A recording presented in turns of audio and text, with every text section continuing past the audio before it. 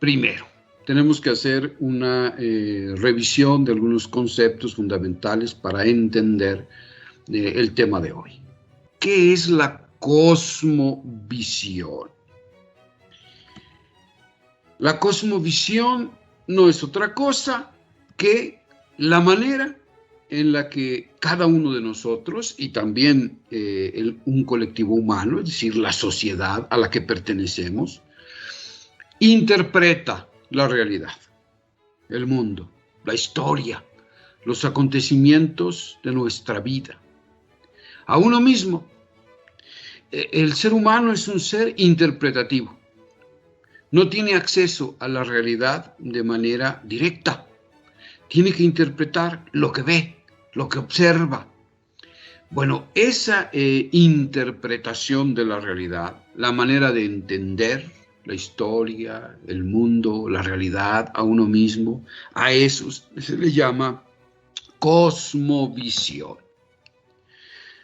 Hay ciertos factores que orientan esa cosmovisión o que la determinan de algún modo. En primer lugar, tenemos el contexto cultural, la cultura a la que pertenecemos, con todos sus valores, con todos sus principios, con los ejes que la articulan, que le permiten desarrollarse, las ideologías, es decir, sistemas de pensamiento que asume como válidos, determinan la manera en que una sociedad o con una persona que pertenece a esa sociedad va interpretando la realidad. Entonces, el contexto cultural en el que se nace o al que pertenece es un factor que de algún modo condiciona este marco interpretativo del ser humano. Pero también el contexto familiar, sin duda, la educación que recibimos en la familia va determinando también cómo entendemos el mundo fuera del contexto familiar y por lo tanto cómo nos conducimos. En la imagen que tienen ustedes allí en su pantalla. Pueden ver a este niño que se ha convertido prácticamente en un tirano, ¿verdad? En un rey. Podemos verlo ahí encima de la mesa, en actitud precisamente tiránica, y los padres totalmente sumisos ante este niño, ¿verdad? Que se ha empoderado de forma desproporcionada. Bueno, este niño ha asumido, ha aprendido esa actitud en su contexto familiar. Él entiende el mundo a partir de lo que en la familia descubre como valores, como actitudes fundamentales. Puede ser de manera explícita o puede ser de manera implícita, con la misma actitud de los padres de familia. Entonces, el contexto familiar es determinante. Por otro lado, también el factor genético, sin duda también influye en la cosmovisión, en la manera de plantarse ante el mundo, de entender el mundo y de plantarse ante él y de vivir de cara a los retos que presenta ese mundo, ¿no? Todo eso es la cosmovisión. Pues el contexto cultural, el contexto familiar, el factor genético, sin duda determinan la cosmovisión de un individuo e inclusive de una sociedad.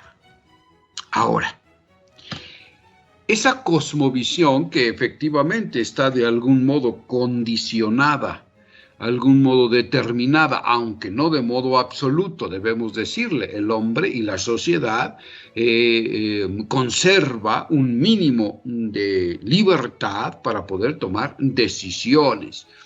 Pero, sin embargo, sí son condicionamientos dignos de ser tomados en cuenta. Y es muy importante que el sujeto y la sociedad misma se dé cuenta, se haga consciente de esos condicionamientos para poder, en un determinado momento, cambiarlos o transformarlos. Sin embargo, si estoy diciendo que no es absolutamente determinante estos tres contextos, cultural, familiar o el factor genético, el individuo conserva entonces una determinada libertad. Y esa libertad, en primer lugar, se expresa en la capacidad de asumir o rechazar ciertas ideologías. ¿Qué son las ideologías? Estas ideologías que se presentan en estos ámbitos culturales, familiares, y el individuo entonces tiene la opción de asumir o rechazar estas ideologías. ¿Pero qué son las ideologías? Las ideologías son discursos lingüísticos que determinan la estructura de pensamiento y la orientación vital de la existencia. Son sistemas de pensamiento, no son ideas aisladas, sino que son un sistema de pensamientos que transmiten una determinada imagen de la realidad. Son discursos lingüísticos. Y los discursos lingüísticos que nosotros asumimos como válidos determinan la estructura del pensamiento y también la dimensión ética, la orientación vital de la existencia, hacia dónde se dirige el hombre, qué quiere lograr, cuáles son sus metas finales. Todo esto lo determina en buena medida la ideología, el sistema de valor que el sujeto o la sociedad admite como válidos y a partir de los cuales orienta esa existencia. Hoy las neurociencias nos han demostrado que en efecto el cerebro tiene la capacidad de transformarse, de cambiar. A esto se le llama neuroplasticidad. Y entonces los sistemas de pensamiento que asumimos, que son discursos lingüísticos, van transformando nuestro cerebro, lo van condicionando.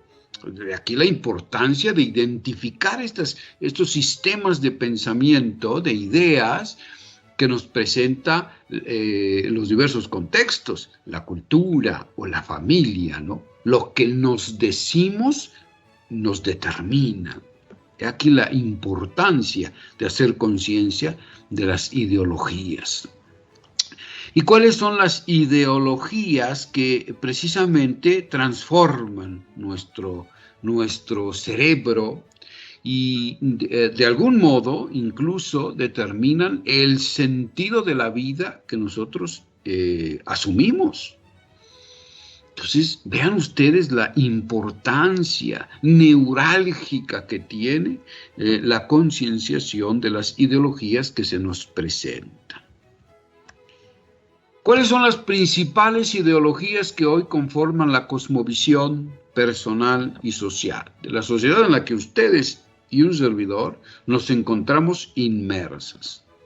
La primera de ellas, el individualismo, ¿no? El síndrome del yo-yo, ¿no? Es decir, del yo, el yoísmo. Una sociedad que está constituida por individuos aislados, por puros yoes, que consideran que en ellos se encuentra toda posibilidad y toda capacidad para su pleno desarrollo, para su felicidad, y el otro aparece como un objeto del cual se hace uso o bien desuso. El otro no es un sujeto, sino es un objeto. Esta es una característica fundamental del individualismo. El otro no existe como un sujeto de derechos y de reconocimiento. Es un objeto que se puede desechar cuando ya no sirve. Aquí la relación es meramente comercial. Yo te ofrezco un bien, si a ti te apetece ese bien, lo tomas a cambio de que tú me des a mí otro que a mí me sirva. Y en la medida en que esa relación es conveniente para ambos, pues se mantiene, pero es una relación superficial, es una relación accidental, no es una relación esencial, porque en cuanto el otro ya no me sirve, lo desecho tranquilamente. Pues el otro es objeto de mis deseos, de mis intereses. En tanto lo satisfaga, lo utilizo, y si no lo hace, pues lo desecho tranquilamente, ¿no? Entonces, no existe en la imagen que están ustedes viendo allí, en la parte baja de su pantalla, pues ven ustedes ahí puros yoes, ¿verdad? La categoría del nosotros como una categoría que genera comunión, que genera proyectos de vida comunes, no existe. El nosotros es expulsado de esta sociedad fundamentada en el individualismo. La búsqueda del bien común es imposible, pues, porque solo se busca el beneficio individual. Entonces se pueden asumir proyectos conjuntos siempre y cuando pues, esos proyectos se correspondan con lo que el yo individual busca. Pero no hay realmente comunión con otros, pues solo se busca el beneficio individual.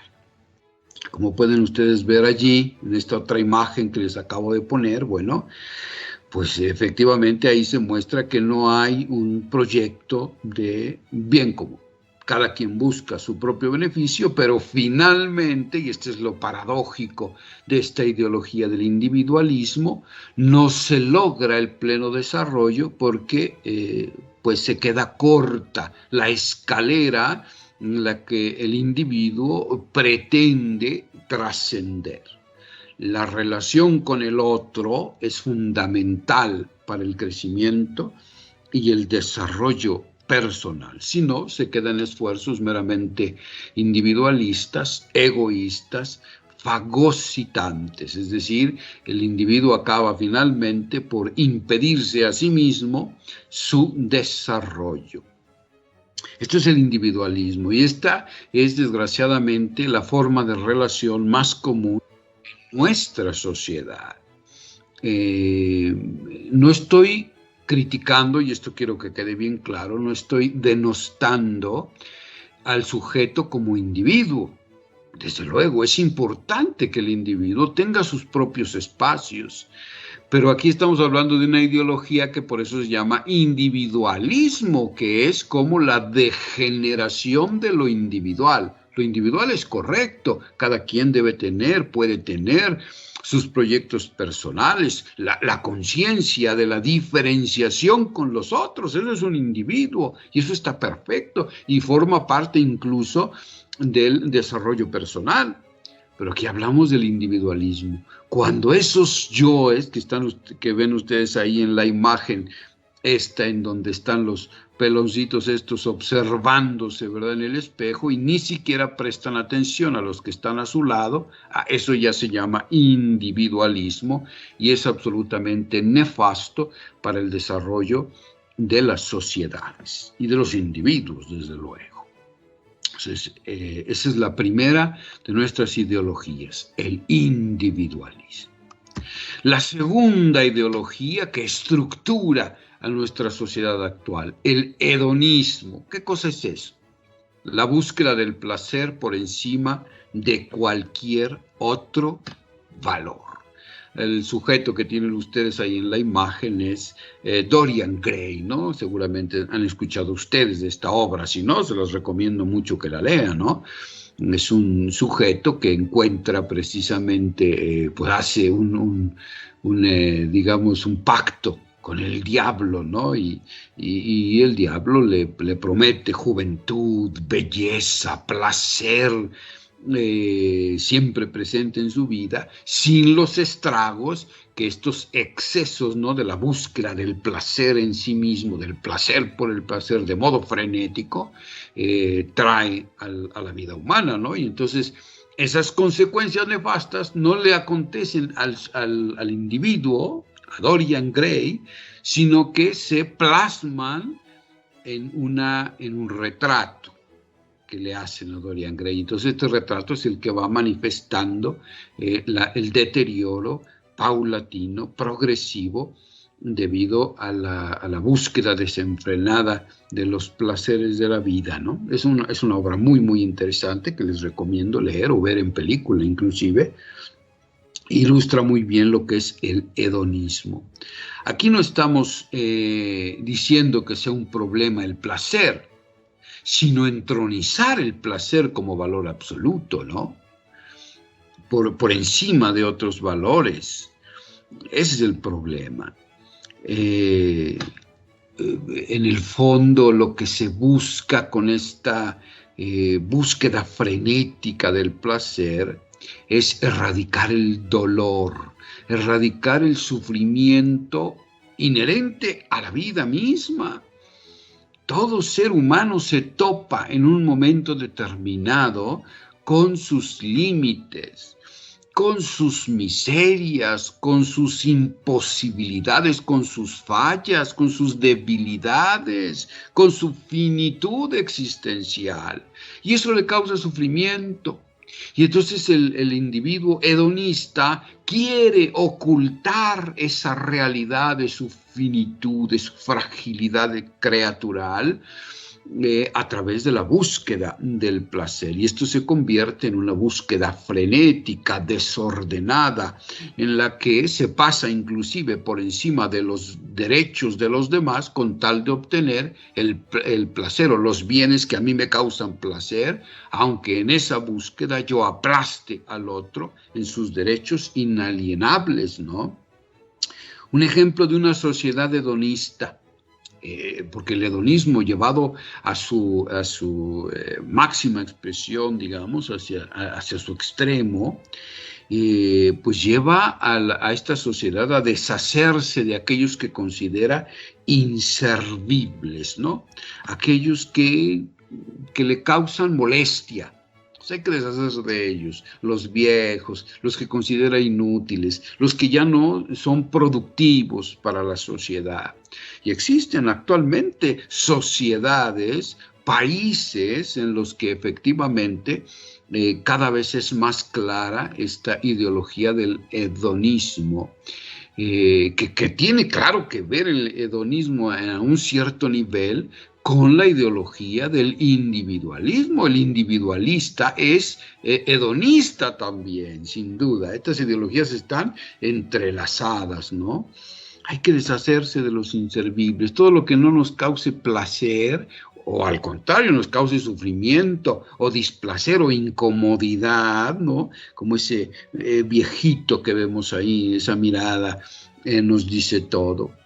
La mirada de ese que se siente amenazado por una sociedad hedonista, que quiere deshacerse de aquel que ya no le sirve. Otra ideología, el relativismo. Perspectivas diversas, interpretaciones diversas, ¿no? Esto es válido.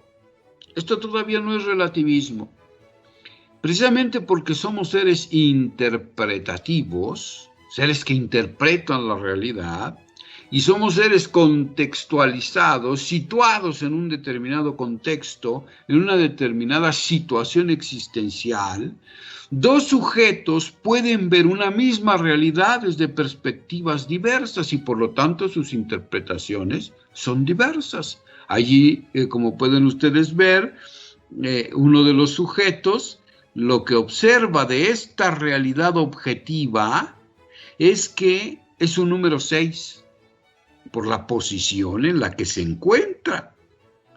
Este otro individuo lo que ve acerca de esta realidad objetiva es un número 9 por la posición en la que se encuentra. Ambas interpretaciones son correctas si atendemos al contexto. Son correctas, pero relativas, es decir, no absolutas. Lo absoluto aquí está. Esta es la realidad absoluta, pero como les decía yo, el individuo accede a esta realidad a través de una interpretación que se da en un contexto determinado. Estos que no puede ser malo porque forma parte de la realidad finita del individuo, de la realidad contingente del ser humano. Sin embargo, cuando se lleva a extremos, cae entonces en la ideología del relativismo. Por ejemplo, el relativismo cultural. Es la actitud o punto de vista por el que se interpreta la representación del mundo, las creencias, valores y prácticas de un grupo humano de acuerdo con los parámetros de su propia cultura. Esto sigue siendo correcto, pero ¿cuándo empieza a surgir el problema? Aquí tenemos en esta imagen pues a dos individuos, ¿no? Uno, que está aquí con el arma en la mano y va a sacrificar a este otro que tiene aquí amarrado, pues para él dice, no es nada personal esto que voy a hacer, este sacrificio que voy a hacer contigo, pues no es algo personal, es solo parte de mi cultura, ¿verdad? Ya yo considero que los sacrificios humanos, pues son algo correcto, no hay problema, pero le quiere imponer su cultura al otro, puesto que lo va a sacrificar, ¿no? Le quiere imponer su interpretación de la realidad. Y el otro, bueno, ¿qué es lo que dice? Bueno, en mi cultura es costumbre vivir muchos años. Y claro, entonces, ¿cómo se concilia ahí el problema? El problema es cuando se quiere imponer esa perspectiva cultural, esa interpretación cultural, cuando se quiere imponer a los otros por la fuerza. Ahí empiezan a surgir los problemas.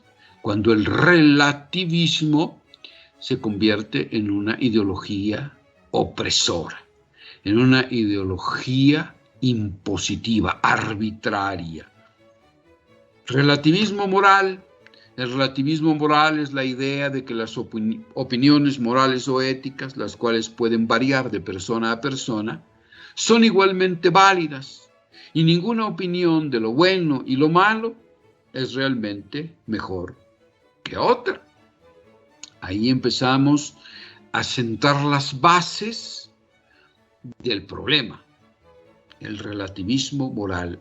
Ya no empiezan a existir en esta ideología del relativismo, no empiezan a existir valores objetivos, valores absolutos, como por ejemplo en la imagen que tienen ustedes a la derecha, en el del sacrificio humano, ¿verdad?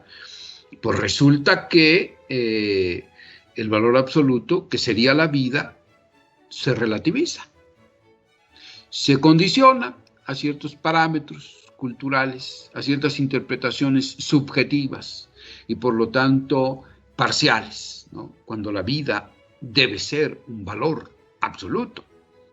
Y entonces ahí viene el relativismo moral. Si para mí es bueno matarte, pues eso es bueno. Y no importa que tú consideres que el valor a la vida es absoluto. ¿Me entienden? Están captando cuál es el problema del relativismo.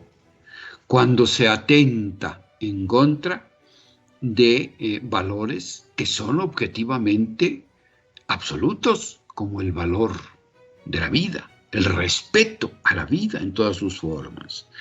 El relativismo moral empieza a generar confusión. ¿Por qué?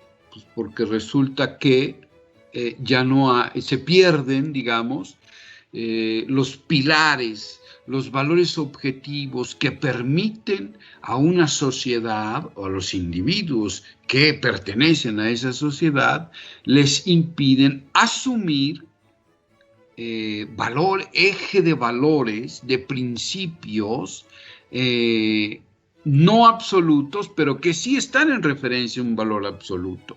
Deben ser ideas o principios, valores o principios que vayan siempre alineados al respeto, a conservar esos valores objetivos absolutos, como estoy hablando aquí, por ejemplo, el valor de la vida, el respeto a la dignidad de las personas, ¿no? en la imagen que tienen ustedes ahí a su derecha, que les he puesto, de un padre de familia que está a punto de golpear al hijo pequeño, ¿no? Es una clara muestra de esta imposición arbitraria de una interpretación particular.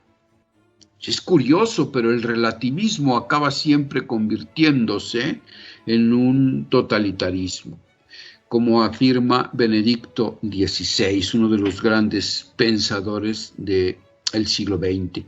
Cuando el relativismo moral se absolutiza en nombre de la tolerancia, los derechos básicos se relativizan y se abre la puerta al totalitarismo. Esto es una gran paradoja. Se empieza por afirmar que no hay valores absolutos y se acaba por imponer a los otros mi propia interpretación particular, mi interpretación relativa de la realidad. Todo relativismo se acaba convirtiendo en un totalitarismo. Entonces, aquí, ¿qué es lo que se está proponiendo como contraposición al relativismo? El descubrimiento de valores absolutos que permiten conducir la vida humana por caminos certeros hacia su plena realización, respetando siempre la dignidad del otro, los derechos que son inalienables de los demás. El relativismo siempre acaba convirtiéndose en una bota totalitaria que aplasta los derechos de los demás. Otra ideología muy presente en nuestra sociedad, el absolutismo o fundamentalismo. Es la ideología que considera que una persona o un colectivo humano posee la verdad absoluta sobre una realidad. Es decir, solo yo tengo la razón y la verdad. Ustedes y sus encuestas mienten, malditos, dice ahí la imagen esta, ¿no? Solo yo tengo la razón y la verdad. Eso se llama absolutismo o fundamentalismo. Y desde luego que puede ser religioso, pues es el que más se muestra, ¿no? Digamos, en las... porque es uno de los que más vende, digamos, ¿no? Las noticias sobre fundamentalismo religioso, ¿no? En cualquier tipo de religión, ya sea el islam, el cristianismo, el judaísmo, etcétera, ¿no? Cuando un individuo quiere imponer al otro sus creencias religiosas, ¿no? Es lo más ridículo que puede haber, ¿no? O sea, solo yo tengo la verdad sobre esa realidad a la que llamamos Dios, y si no quieres reconocer la manera particular en la que yo entiendo y expreso ese misterio, entonces te coloco fuera, te excluyo, te violento, incluso en casos extremos te asesino, ¿no? El fundamentalismo religioso está presente en nuestra sociedad de manera muy fuerte. Pero también, por ejemplo, el autoritarismo patriarcal, ¿no? Es decir, el padre de familia, la madre de familia, que quiere imponer a sus hijos sus ideas, sus sistemas de valores, ¿no? De pensamiento, sus ideologías, que él ha aprendido hacia atrás en su familia y en su cultura, y considera que esa es la única manera válida de vivir, ¿no?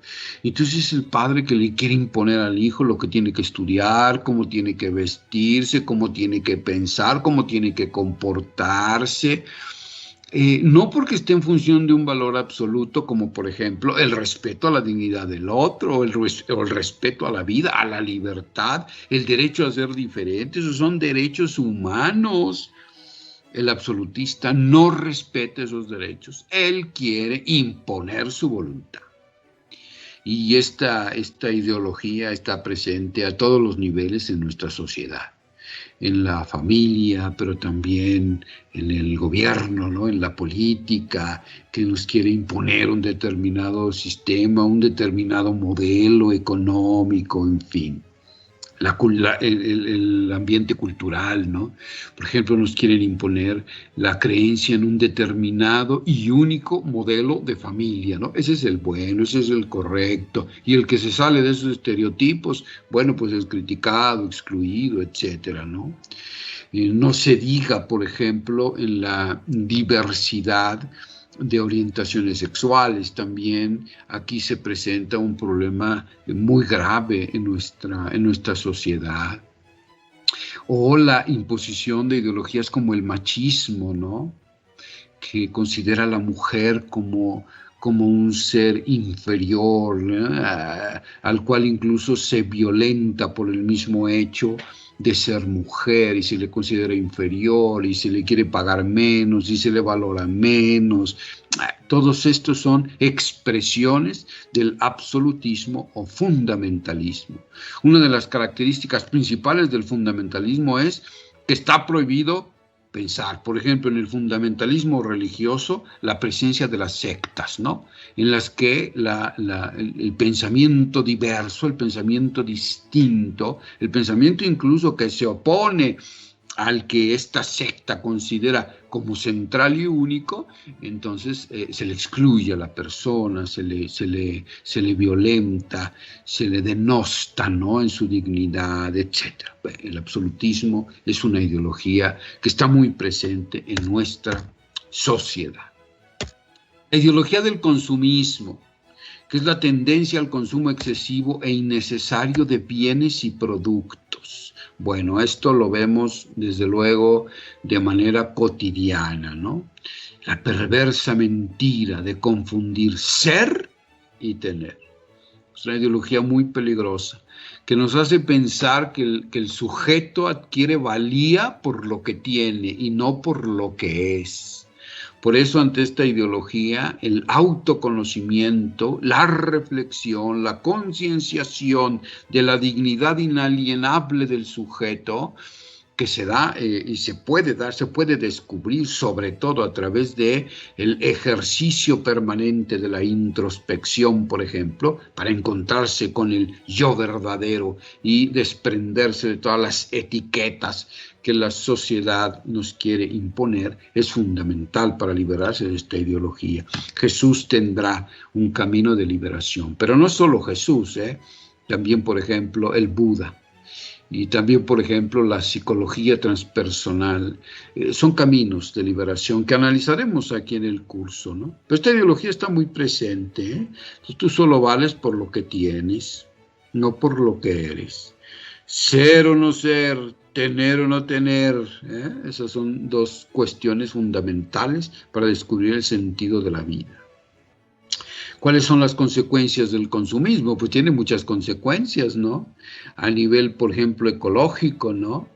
El consumo excesivo genera gasto de energías y materiales, contaminación, cambio climático, porque se consume vorazmente lo que el planeta tiene como bienes naturales, y que muchos de ellos no son renovables, pero esto para el consumista no tiene valor, porque lo que quiere es satisfacer su placer, su necesidad en el aquí y en el ahora, en el momento presente. Fíjense ustedes cómo el consumismo también tiene relación con el individualismo, con el hedonismo.